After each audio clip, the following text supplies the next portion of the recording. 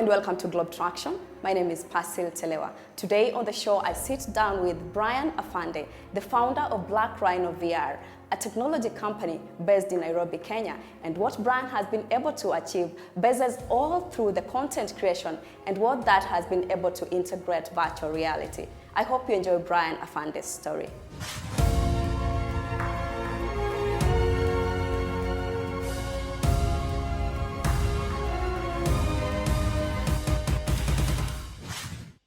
Whoa, Yeah. This is amazing. Oh my gosh. This is so nice. So that's the power of the technology. It really makes you feel like you're within the space. But Dandora is amazing. It's cool. I think the perception I had was a little different. This is amazing. Yeah, you think so? Yeah.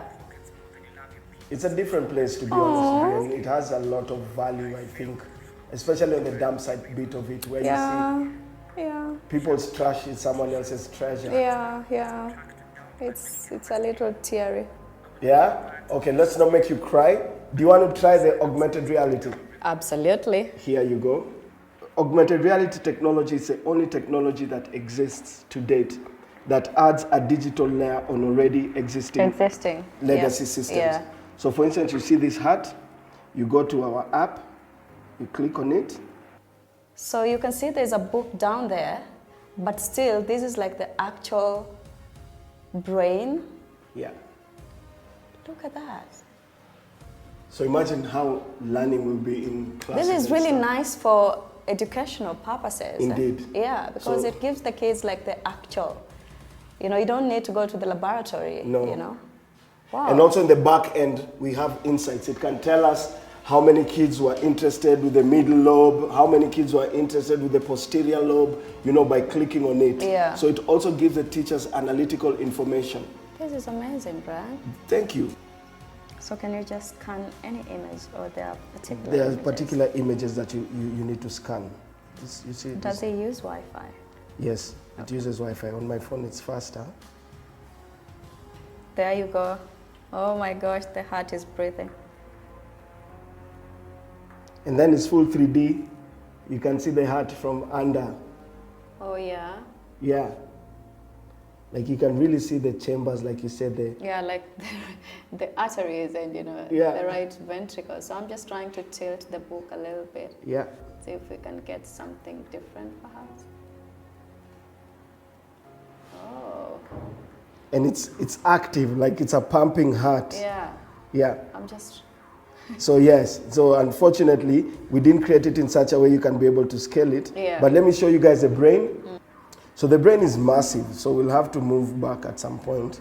But what I like it's very detailed. Like you can be able to see the different sections of the brain.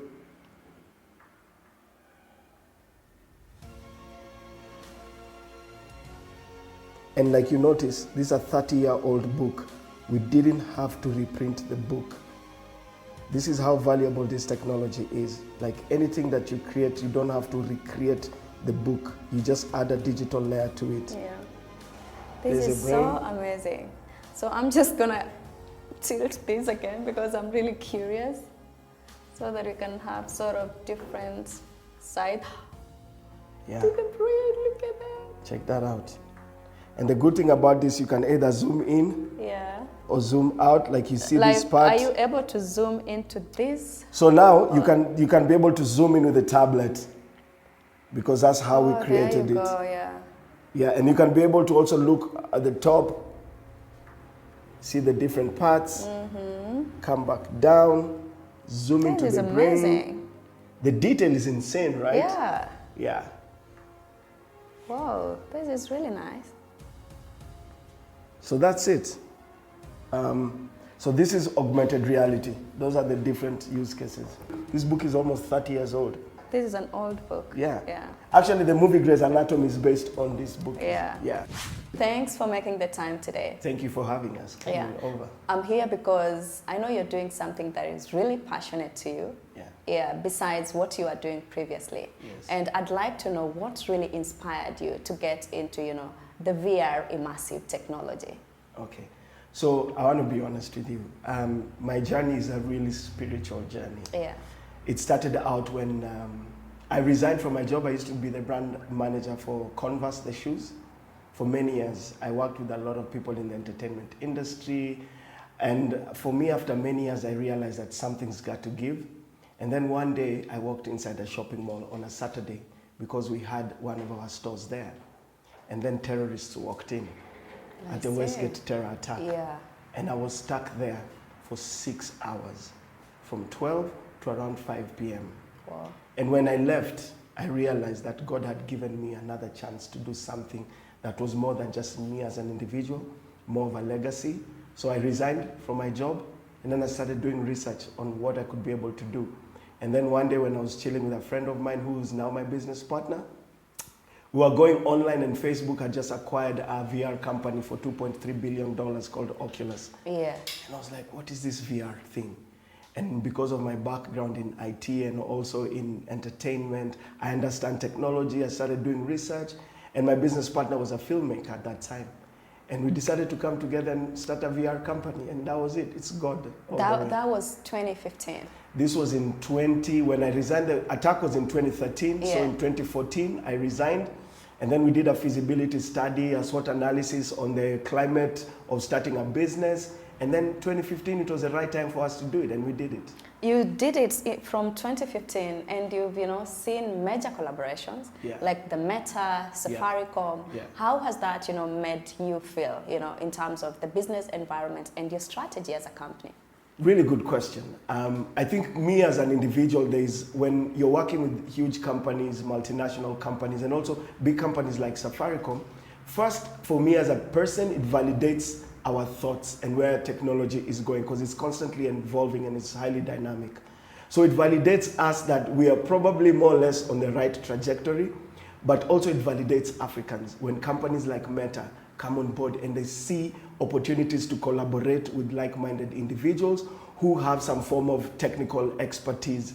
And they come to us because they realize that for them to execute something stellar, they need to work with individuals who are professional.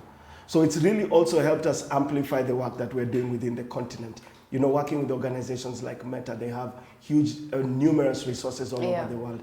So they also help us to amplify some of the work that we do in the continent. Sorry to be specific, but I noticed a really young, group of, Yes, employees. in the team. Your workforce is really young. Yes. So how do you fish out for, somebody who is really going to add value to the organization and not just somebody who is, out there looking for an opportunity, for instance? Passion is everything. And that's a really good question. I want to tell you something beyond fear of contradiction. I have 17 full-time people working in the company. I have never looked at a single CV. Because where we are going is uncharted. What they know doesn't really matter, is what they can be able to learn. There are no schools for immersive technology in Africa.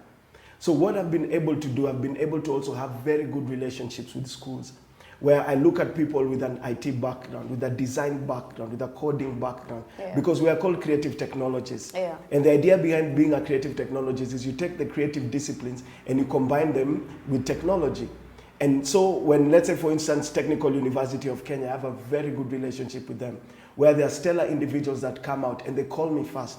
And they say, there's this student who's a stellar individual. I want you to talk to them and see if they can be able, because they've expressed interest to come and work for Black Rhino. Yeah. There's individuals who walked in here with dirty shoes. They walked from so far just to be part of the team. And when I sit down and I talk about them, I think the burden of leadership sometimes is when these people come and walk in through, they look like dwarves, but you have to pray for discernment to see the giant in the dwarf. Yeah, let's talk about Black Rhino VR. You're self-funded, but again, just beside running, the organizational, activities, you still do training to other people, people with similar interests. Yeah. I'd love to know how has it been for you, because I reckon that you've already, recouped, your the investment, your capital, the investment capital for the business, and you're now doing so good. How has it been for you, to be honest? First, I'd say it's very important for you to look at your business and find out how sustainable business models can be. I mean, as a Christian, I always believe that it's important for you to also give back to the community, but at the same time also try to find pragmatic ways on how you can be able to diversify your portfolio and spread your risk. So what we intentionally did from the get-go is we realized VR is a spectrum, is one of the subsidiaries of a spectrum called Extended Reality Spectrum that involves virtual reality, augmented reality, and mixed reality. Under that particular spectrum, there are solutions that we were able to create, enterprise scalable solutions that we're able to create. And that's why we work with companies like Safaricom. So that Safaricom just doesn't come in for one solution. They come in for a solution that is highly scalable. And they say, can you be able to deploy another similar solution, but different audience? So from the get-go, we were very intentional about not depending on ad hoc business, but also building our own technology. And that's why I'm wearing media. It's one of our brands, it's one of our technologies that we are putting out there for it to also be able to demonstrate the power of technology in Africa for Africans. So right now, a lot of the majority of the funding we get either goes to training or goes into our expansion plan, which of course right now, looking at the East African bloc, we want to go venture into other markets to see how those markets are, because Kenya has quite a unique environment for business. And it's important for us to also spread our wings. We talk about sometimes, the younger people going through the universities, but just not getting enough skills to put them out there in the job market. Yeah. But there is, companies that are ready to nurture them and prepare them. Let's talk about this particular innovation, Brad. So the problem statement is very simple, that we, believe it or not, we're in the fourth industrial revolution that will fundamentally change the way we work, relate to each other, the way we live. In its scope, complexity, it will fundamentally change everything. So we asked ourselves, there's a challenge that the skills that are acquired in institutions of higher learning are not the skills that are required in the market. They are not 21st century skill sets. And a lot of young people want to attain these skill sets. But then first, they cannot afford it, or second, they don't have the opportunity to get into courses that deliver certain skill sets for the future. So we decided to pivot on augmented reality, and our answer to this fundamental question was, how do we inspire a generation, creativity in Africa, but leveraging on technology? So we built media. So media is actually an acronym that combines media and augmented reality. So you see the AR at the end is any media and augmented reality. So it's the world's first platform that is it's a no-code platform that allows young people to rapidly build and scale augmented reality using their mobile phone. But it's a world's first platform that has a financial inclusive model embedded into the platform, where content creators and brands share revenue based on a pay-per-view model to deploy extended reality. So I'll show you, like, let's say, for instance, the hat that we saw. Imagine if a young person has created that hat for, let's say, an institution. Every time it's deployed, the institution pays on the platform a prepaid service to showcase the AR, and the artist gets 20% of that money the institution pays. So what we're trying to do is to develop a tertiary economy of augmented reality goods, products, and services that doesn't exist in Africa. This is what we're trying to do. I'm looking at augmented reality and immersive technology. From somebody who completely got no know-how. No background, no know-how. What can you explain to them? What does that mean? Immersive technology, augmented reality. Okay, good. So immersive technology is really, immersive technology is a term that explains how you can be able to interact with technology itself or the experience itself. And immersive technologies come in different formats. For instance, when you talk about virtual reality, it's a computer-generated environment that you wear a visor over your head and you're able to interact with this environment. It's immersive because it has three things. It gives you something called agency. You feel like you can walk around. It gives you something called presence. You feel that you're present in the moment. And the third thing is immersion. So with the immersion, it actually also tricks your mind to think that you're in an environment that you're not. And when you look at augmented reality, in essence, the word augment is English. It means to extend. I can have digital images superimposed in the real world. I can have my phone, take out my phone, and there's an augmentation happening around. It is immersive because it's not on a linear format as opposed to a book that doesn't come to life. And when we talk about immersion, immersion is a sense of creating either a form of movement within an experience or having a sense of 3D aspects within the experience. So this is where the immersive bit comes in. It's actually about your brain tricking you that there's something more than just a linear surface. Yeah. What is it that virtual reality and augmented, reality has been able to achieve for you to communicate to your audience, and perhaps not just your audience, but even communicate brands for different, companies? Yeah. So first we look at something called an adoption curve. Yeah. Not all brands, not all organizations or institutions have a high adoption curve to technology. Primarily, also it could be based on their meta-culture within their organizations. So first things first, we work with brands that have a high adoption rate to technology because they are looking at pivoting on the technology for different reasons. It could be for marketing campaigns, it could be to sensitize people on their message, etc. So our success has primarily been based on brands that, number one, are willing to bridge a digital divide for travel. So brands that don't want to spend a lot of money, let's say they have projects here and they want to showcase their projects in different places in the world. So what we do is we come up and package an experience that we can be able to showcase. They can be able to create a scalable solution to showcase their projects from anywhere in the world, leveraging on the technology. So let's say, for instance, one of the projects we did was with Nestle. Let me give you a use case here. Yeah. Nestle approached us. They had a project, they had a huge seminar. They were flying people around the world to come for their seminar. But they couldn't go to Zambia, they couldn't go to Zimbabwe, Angola, South Africa, and the thing was in Nairobi, right? So they sent us to those different markets to capture the essence of the market in 360. And the people in Nairobi were able to wear VR headsets and feel like they were with the Zungeiras in Angola. Yeah. And they would feel, man, I was in Angola without actually taking a flight. Going to Angola. Yeah.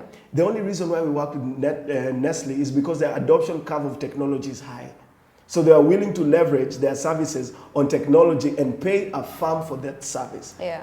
Let's talk about, having this small startup. Yeah. Go so global, because we're talking about, National Geographic and the UNICEF and, all of those, big multinational corporations on board. Yeah. What advice would you give to, startups looking to venture into, this kind of field and any other field whatsoever? Yeah. First, my thing would be, if you're going to start any business, don't be only motivated by the money. You have to find your passion. Your passion really translates to something monetary. And a lot of people get into a business because they are being told in business schools there's a gap that needs to be filled, but maybe you're not passionate about filling that gap in the market. Yeah. So it's very important for you to realize that even in the Bible, they talk about your talents are going to bring you in before kings. So it's very important for you to capitalize on the things, as a founder of the company, capitalize on the things that you're either talented or you have a very high skill set. So it might not be your talent, but you are trained to do something very well. Yeah. And then it's important for you to understand that when you go to the market, there's many people who offer a service. So what is your unique value proposition? A lot of the people we work with don't come to us just because we are the only XR company in the continent. They come to us because we are passionate about what we do. We don't have, our marketing budget is zero, literally zero. But we work with a lot of clients based on the fact that we go on a Zoom call and they say, you know what, I don't know about any other person, I want to work with these people because they are really passionate about what they do. But on the flip side, because their passion translates to service excellence in service delivery. That's passion will always translate to that because you care about the message. You care about how the message is deployed. What challenges have you faced as, a company? Ooh, challenges, man. Okay, first let me start by something. Yes. There's something in Africa called technology anxiety. It's the fear of technology. People are scared of technology. Yes. Yeah. People are scared of the technology. By far the biggest challenge we have is not a budgetary challenge. It's not that people don't know about the technology. People don't trust the technology. And this is our biggest challenge. How do we change mindsets for them to create? The common denominator we have with our clients is value. And that value has to be based on trust as a currency. So what we've been able to do is, first, we have demystification sessions with our clients. We sit down and talk to them about what the technology is, how the technology can help them address some of the challenges they have in their organizations.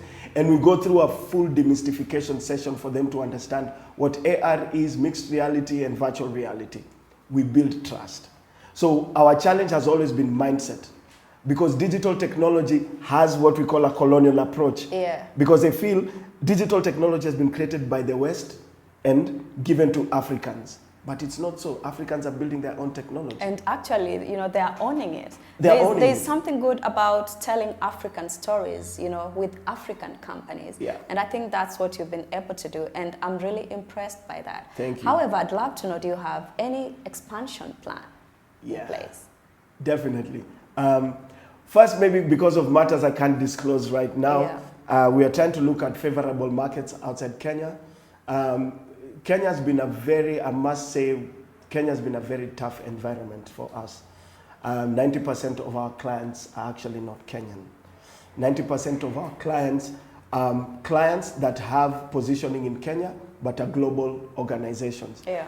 And this is based on the fact that Kenyans also, there's the politics of getting business in Kenya. As a Christian business, we don't do the politics of getting business in Kenya. And just because of that, there's some clients, they might know that you have the particular skill sets and you can be able to deliver a certain service. But because you're not into the politics of getting that business, they'll not give you the job. They don't give you the business, which is fine by us. If it's the nuances that exist in the market, it's fine. But we know who butters our bread. And that's why we've taken very intentional decisions to also diversify our portfolio in other markets, because the ease of doing business in those markets are favorable than Kenya. You did these different courses in the university. Yes. Yeah. So I studied epistemology and philosophy. Yeah. You know why I was like, you are a trained philosopher. Yeah. And I'm like, what changed, in life with your career? And then suddenly you chose this kind of path. What changed is when you're given a second chance to live life, you live beyond regret, you live beyond hesitation, you live freely but fiercely, knowing that there's someone who controls your destiny. And when I survived the terrorist attack, it was a mind shift that I needed. I was always that person playing second fiddle, but I decided to own my destiny.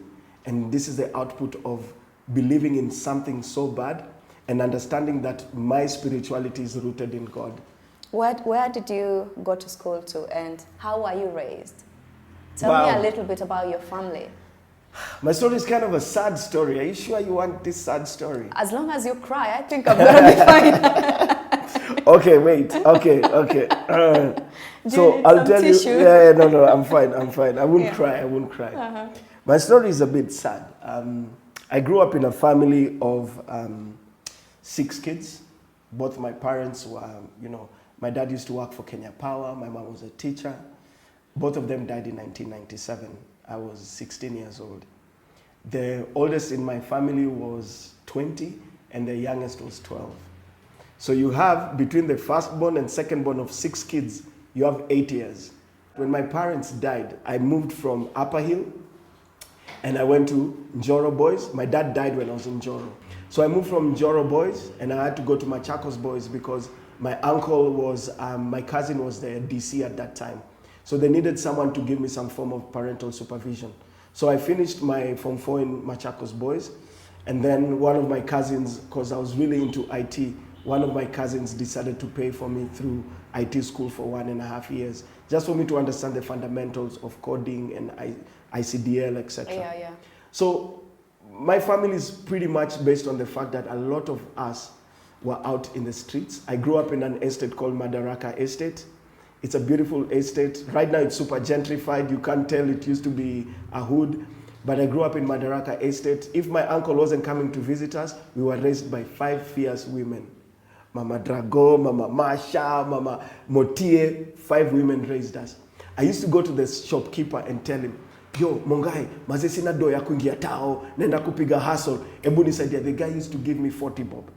20 bob to go, 20 bob to come. And he never even asked me a single day to pay him. Wow. So we were supported by Kinyozis, the community. We were raised, if you go to Mada and you talk about the Afande kids, they'll tell you, these kids were raised by the community. Because also my folks gave back a lot to that community. Today in the morning, our Bible reading today, because we read the Bible. So in the morning we were reading about suffering and how Jesus was in the desert for 40 days. And the 40 days determined the trajectory of his life, because this is when he got out of the wilderness and he conquered a lot of stuff, and his ministry was born after those 40 days. So there's grace in suffering. And in suffering, you know, there's determination, there's perseverance, there's all these things that come through suffering. So I tell young guys, if you're suffering, just know God knows your name. It's just a matter of time. It's a matter of time. Yeah. And those lessons in life will be solidified because it's a refinement process. And you are refined through suffering. So if you suffer, by the way, just know you're in the right place to catapult yourself up. So speaking about suffering, yes. I won't let you suffer any longer. That's why I brought you a little something here to keep you warm. Yeah. Persil, thank you so much. You're welcome, anytime. Put it on. Globe Let's see Traktion. how This it is fits. super cool. What is this? I'm curious. No idea. Oh, it's a hoodie. My God. Do you wear those? I wear hoodies in my house, to be honest. Uh-huh. Globe Traktion. This is super cool. Should I wear it now? Yes, please. Oh. You're part of the family now. You guys are the best. You came bearing We should keep gifts. coming. No, you should. You see, the good thing about coming to a lawyer's office is Yes. you will never live without food. So there's going to be lunch here. Thank you. Yo. Brian, you're funny. Ah. Look at you. You Yo, look this amazing. reminds me from back in the day when I was DJing. I used to wear hoodies and stuff. Late nights, you know, when Yeah, you're late in nights when I'm on the parties decks. and- yes, Exactly. Yeah. Yo, this is really cool. Thank you. I'm glad you like it. Oh, thank you so much. This is very kind of and you keep guys. doing what you're doing. Thank you. Yeah. And also keep doing what you're doing. God bless the works of your hands. Thank you. And I believe there's other opportunities for us to do some pretty cool stuff together. Sure. Thanks. Thanks so much for your time. Thank you so and much. Have a lovely day. Cheers, okay, Persil. bye-bye. I hope you enjoyed the show today. Many thanks for watching the show, and make sure you join us again next Saturday at 8:30 p.m. Kenyan time only on KTN News. And if you have a story you'd like to share with us, please don't hesitate. Write to us through globetraktion@standardmedia.co.ke or DM us on our social media platforms at Globe Traktion or at KTN News KE. You can also tap that follow button to me on my social media platforms at Persil Telewa on Facebook, Instagram, X, TikTok and YouTube for more or behind the scenes and any other stories. But until then, I hope to catch up with you again soon, same time, same place. Bye-bye for now.